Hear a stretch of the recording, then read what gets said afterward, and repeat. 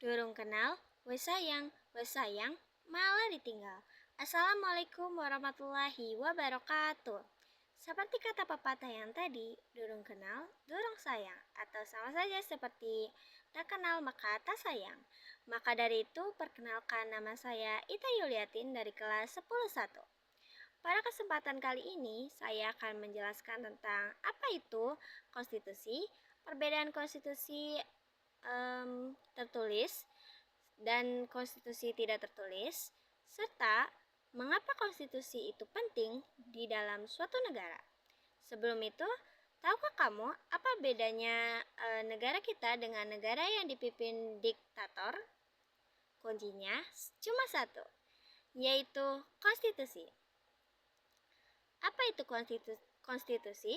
Konstitusi adalah seperangkat aturan dasar dan prinsip-prinsip fundamental yang menjadi dasar penyelenggaraan kekuasaan negara. Konstitusi ini bukan hanya aturan tertulis, melainkan mencakup konstitusi tertulis, yaitu seperti Undang-Undang Dasar Negara Republik Indonesia tahun 1945 yang ada di Indonesia, dan konstitusi tidak tertulis atau yang disebut juga sebagai konvensi. Nah, ada beberapa fungsi utama konstitusi yang sangat vital. Yang pertama, sebagai pembatas kekuasaan pemerintah. Perannya sebagai penengah atau rem agar penguasa tidak bertindak semena-mena atau seenaknya. Yang kedua, konstitusi ini berfungsi sebagai perlindungan hak asasi manusia atau HAM bagi seluruh warga negara karena hak-hak dasar kita dijamin di dalamnya. Selain itu, konstitusi juga merupakan sumber hukum tertinggi yang menjadi acuan bagi semua peraturan perundang-undangan di bawahnya. Apa perbedaan antara konstitusi tertulis dengan konstitusi tidak tertulis?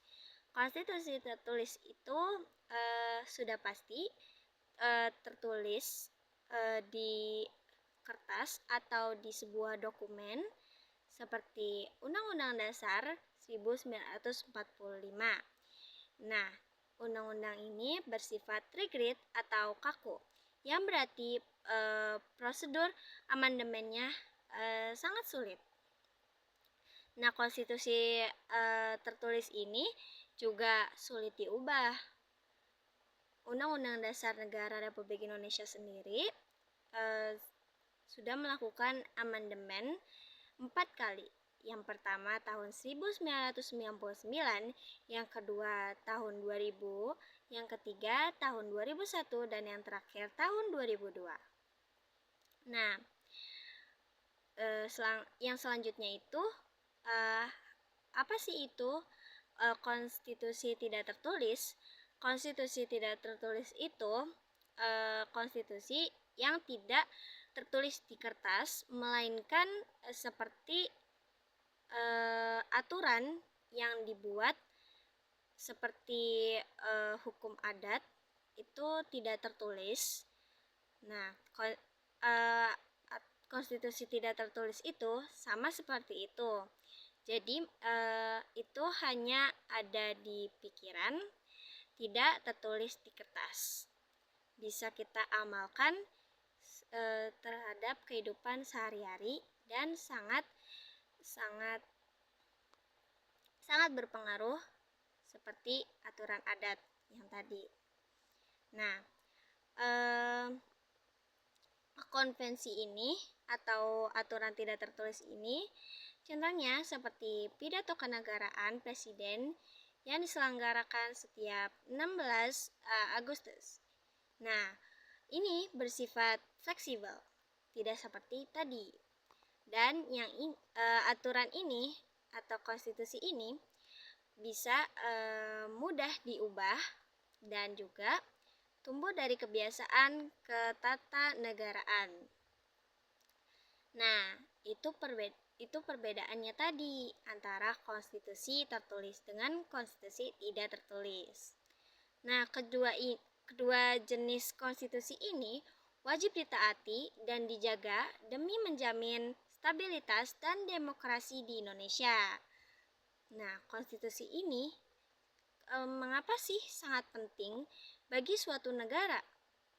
Jawabannya, karena konstitusi ini berfungsi sebagai dasar atau fondasi hukum tertinggi yang mengatur seluruh penyelenggaraan negara dan menjamin hak-hak warga negaranya.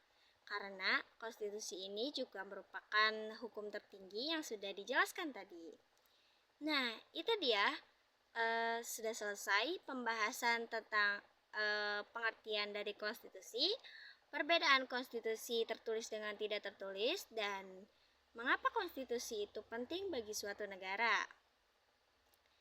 Terima kasih yang sudah menonton video saya. Mohon maaf bila ada kesalahan kata atau kosakata maupun perilaku saya di video ini. Wassalamualaikum warahmatullahi wabarakatuh.